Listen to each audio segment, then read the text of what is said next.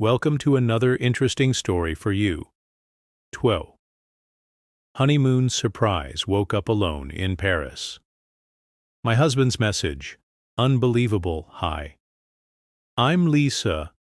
Our Parisian getaway meant to be woven with dreams and shared memories took a dark detour into a web of secrets. When I found an odd message instead of my husband beside me one morning, suddenly our love story intertwined, with cryptic clues and shadowy figures from the past venture with me into a Paris that hides its mysteries behind every romantic facade and uncover truths that tested not just our bond, but our very survival. So my name is Lisa, and this is my Parisian story. The glow of the morning sun on Parisian rooftops was breathtaking. I stretched luxuriating in the satin sheets of our boutique hotel room, reveling in the faint sounds of the bustling Paris streets below. I turned to snuggle closer to my new husband Alex, but instead of the warmth of his body, I found a cold and empty space. Perplexed, I sat up, scanning the room for any sign of him. His suitcase was still there, clothes thrown casually on a chair from the night before, but no Alex in sight. On his side of the bed, there was a folded piece of hotel stationery with shaking hands. I opened it. Morning. Love took a quick walk to grab some fresh pastries for us. Be back soon, I sighed with relief. But then something caught my eye on the back of the note, written in a shaky script. Unlike Alex's usual neat handwriting, "Don't trust anyone." I felt a chill run down my spine. What was this, a joke? But Alex wasn't one for practical jokes, especially not on our honeymoon. Pulling on some clothes, I decided to go down to the hotel lobby. Maybe he was just there, waiting with a basket of croissants, laughing at his little prank. The hallway was quiet, the muted gold wallpaper gleaming. Softly I took the elevator, trying to shake off the unsettling feeling. The elevator doors opened to a bustling lobby, but no sign of Alex. I approached the receptionist, a tall woman with raven black hair and striking red lipstick. "Excuse me," I began. "Have you seen my husband?" Tall brown hair, green eyes. She looked up, her gaze cold and distant. "No, madame, I haven't seen anyone matching that description." I thought back to the mysterious message, "Don't trust anyone." Panic bubbled up, and my mind raced. Maybe he'd been kidnapped. But why? We were just two newlyweds from Ohio. Suddenly I remembered something. A week before our wedding, Alex had mentioned an old college rival, Derek, who'd become extremely wealthy and influential after a major tech breakthrough. They had both been in competition for the same job, and Alex had won. Derek had never forgiven him. The pieces started to come together. What if Derek was in Paris? What if he had found out about our honeymoon destination and planned something to get back at Alex? I decided I needed to act. The police would take too long, and Alex might be in danger now, so I thought of a plan first. I needed to gather information.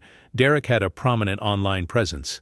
If he was indeed in Paris, there would be some digital trail. I headed to a nearby internet cafe, blending in with the tourists.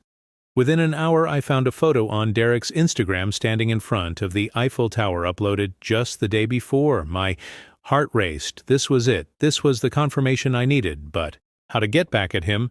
Then an idea formed. Derek was a proud owner of a vintage Bugatti, a car he flaunted at every opportunity. I remembered Alex once mentioning that Derek would be devastated if anything happened to it. With newfound determination, I began my revenge plan. I would hit Derek where it hurt the most, his prized possession. First, I needed to find out where he was staying, and for that, I needed help. I remembered a contact Alex had mentioned, an old college buddy named Ethan who lived in Paris. Decided to reach out to him. Using a burner phone I purchased, I dialed Ethan's number. "Ethan, it's Alex's wife. I need your help." I could hear the surprise in Ethan's voice. "What's going on?" I recounted the story to him, and by the end he was fully on board. Together, we began our mission to find Derek, save Alex, and deliver the revenge he deserved. The city of love was about to become the city of revenge. Ethan's apartment overlooked Montmartre, giving a panoramic view of Paris. I explained the situation, his normally Relaxed demeanor turned grim. So you think Derek has something to do with Alex's disappearance? I'm almost sure of it, I replied, and would need to act quickly. Ethan thought for a moment. I might have an idea. I know someone who works at a high-end hotel frequented by the rich and famous. If Derek is in Paris, there's a good chance he's staying there. Let's go with that. We headed to La Hotel Durish, a luxurious palace where the elite of the world stayed. The opulence was evident in the grand chandeliers, gold accents, and lush velvet drapes approaching the concierge. Ethan slipped him a folded note discreetly. The man glanced at it, nodded, and then leaned in. Room 508. But be careful. With the intel in hand, our next step was to get to Derek's room unnoticed. Using Ethan's knowledge of the hotel's layout, we took a service elevator to the 5th floor. As we neared room 508, we could hear muffled voice pressing my ear to the door. I strained to make out the words. It sounded like Derek, and he was arguing with someone. Shouldn't mess with me. This is too risky. That voice, I gasped silently. It was Alex. Taking a deep breath. I looked at Ethan. We need a plan, I whispered. Ethan nodded. First, let's find out where he's parked his Bugatti. We can use that as leverage. Few discreet questions to hotel staff and a generous tip later, we found out the Bugatti was parked in an underground hotel garage, but we needed to make sure Derek knew we had access to it. Pulling out my burner phone, I sent a text to Derek's known number. How much do you think your precious Bugatti is worth? Almost instantly a reply buzzed in. Who is this? With a smirk, I sent a photo of the car keys which Ethan had skillfully swiped from. The valet want these back. Release Alex. The message was bold. Perhaps too bold, but it was a move I was willing to make. My husband's safety was on the line. Minutes felt like hours as we waited for a reply. Finally it came. Meet me at Pontes Arts at midnight. Come alone. I looked at Ethan, determination burning in my eyes. I have to go. This is the only way. Ethan tried to dissuade me. It's too dangerous. He's clearly unhinged, but I was resolute. I can't risk Alex's life. We'll play Derek's game, but on our terms. As evening turned to night, the plan was that Ethan would watch from a distance, ready to intervene if necessary, while I would face Derek head on. The Pontes Arts, known as the Lovelock Bridge, was an ironic choice, but it would soon be a symbol of our triumph over betrayal. The Pontes Arts was bathed in a soft orange glow from the surrounding streetlights, creating an eerie yet romantic setting. The Seine flowed below, its waters glimmering in the night. I stood at the center of the bridge, my breath visible. In the chilly night air, the usually crowded spot was deserted, save for a few distant lovers sharing whispered secrets. Suddenly, I heard footsteps approaching. Turning, I saw Derek's silhouette emerging from the shadows with Alex, my husband, tied and gagged, stumbling along beside him. Derek, I shouted, my heart pounding. Lethem. Go. Derek just smirked. Give me the keys first. I gripped the Bugatti keys tightly, considering my options, but the desperation in Alex's eyes made the decision for me. I held out the keys. Release him and they're yours. Derek paused for a moment, a sinister smile playing on his lips. Always were so predictable. Lyceus. He reached out for the keys. A soft whistle broke the tension. Suddenly from the shadows, Ethan lunged at Derek, trying to take him by surprise, but Derek was quicker than we anticipated. Scuffle ensued, both men wrestling each other dangerously close to the edge of the bridge. Lisa, run, Ethan shouted, grappling with Derek. I hesitated for a moment, then made a break for it, pulling Alex along with me. But Derek, in a fit of rage, managed to push Ethan off him and lunged at Hughes. In that heart-stopping moment, a brilliant idea flashed in my mind. I remembered the Lovelocks, couples attached to the bridge scrambling. I quickly locked a heavy chain around Derek's wrist, then snapped the other and onto the bridge's railing effectively. Tethering him, he tried to free himself, but it was too late. Ethan, recovering quickly, pinned him down. Derek's arrogant sneer was now replaced with a look of pure rage and disbelief. What do you want, Lisa? He growled, struggling against his restraints. Justice, I replied coldly. You thought you could play with our lives. Think again. Ethan called the police, and within minutes we heard sirens approaching. Derek was arrested, and Alex, once he was freed and safe, wrapped his arms around me, pulling me close. He whispered, his voice choked with emotions. "Cared we're a team." I whispered back, tears glistening in my eyes, "Always." Derek's luxurious Bugatti, well, let's just say it made a generous donation to a local charity, and as for the infamous lovelock, it became a symbol of our victory over betrayal. We returned to our hotel exhausted from the ordeal. Our suite overlooked the Eiffel Tower and the city. Lights twinkled, a stark contrast to the events that had transpired. Alex was quiet, lost in thought. Staring out at the view, I walked over, placing my hand on his shoulder. "So, sorry you got dragged into all of this?" I whispered, my voice heavy with guilt. He turned to me, brushing a strand of hair behind my ear. "Lisa, none of this is your fault. Derek's vendetta was beyond any of our control." Despite the reassurance, the weight of the night bore down on me. I took a deep breath, trying to push back the tears. "Just wanted a perfect honeymoon." Alex smiled gently. "Well, it's definitely been memorable." We both laughed, but our laughter was a mask for the pain and shock of what had unfolded. A few days later, after giving our statements to the police, we decided to head to the Louvre. Surprisingly, the art and history offered a much-needed distraction. As we walked hand in hand through the museum, I felt the tension slowly dissipate. It was then, in the midst of the crowd, that I saw a familiar face, a woman with raven black hair, dressed in a sleek red dress. She was the receptionist at the hotel on the day Alex disappeared. My gut told me she was involved. She locked eyes with me, a smirk playing on her lips, and disappeared into a nearby gallery.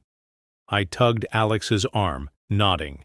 "In her direction, we need to follow her." The chase led us through intricate hallways, past masterpieces, and into Thedanon wings. He was quick, always just out of reach, but she left a trail of subtle clues. A dropped handkerchief, a distinctive scent. Suddenly, she turned a corner, and we lost sight of her. We entered a dimly lit room, and the door slammed behind us. Panic surged as we realized we were trapped. The room was filled with mirrors, each reflecting our alarmed expressions. "I think we've just stepped into a trap," Alex whispered, his voice tense. From one of the mirrors, the woman emerged, stepping into the room, as if by magic. "Indeed you have," she heard, her eyes cold and calculating. "Why are you doing this?" I demanded, fear and anger coursing through me. She smirked, "Because, dear Lisa, the game isn't over yet." "Who are you?" Alex's voice was steady, though I could feel his hand gripping mine tighter. Every instinct told me this was the moment everything came to a head. "My name is Isabel," she purred, circling us with predatory grace. "I was Derek's partner in more ways than one. When you humiliated him, you humiliated me, but it's not fair," I exclaimed. "Why are you taking revenge on us?" "We were just defending ourselves." Isabel paused, taking a deep breath. Her cold demeanor broke for a split second, and I saw the anguish behind her. "Years after your prank, Derek became the laughing stock of our community.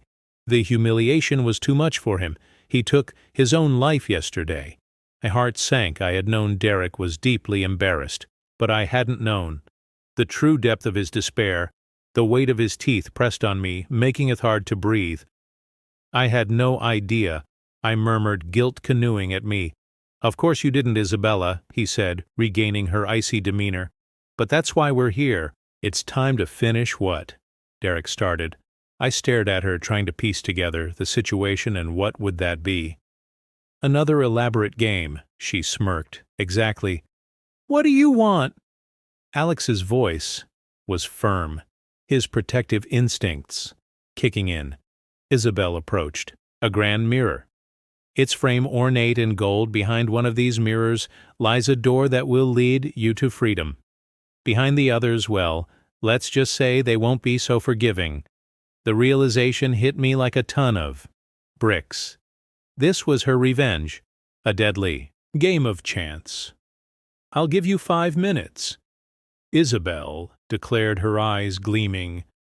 Good luck, she vanished as mysteriously as she'd appeared, leaving us surrounded by mirrors that seemed to mock our desperation.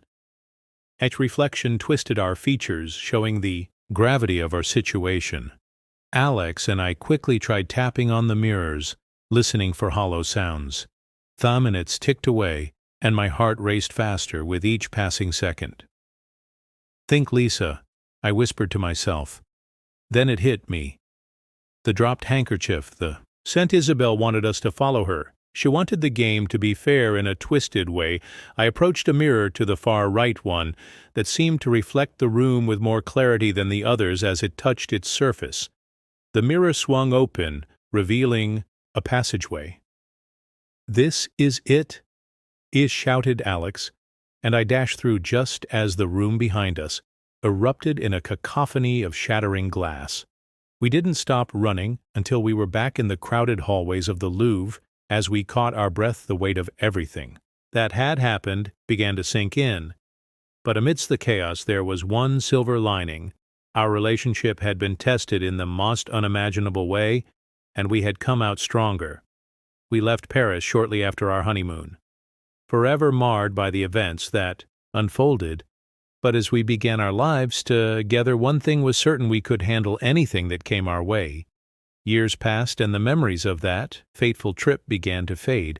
Yet one evening a package arrived at our doorstep. Inside was a framed photograph of us at the Louvre, taken by a stranger. On the back a note simply read, "For the memories, Isabel. The game, it seemed, was never truly over. Thanks for watching."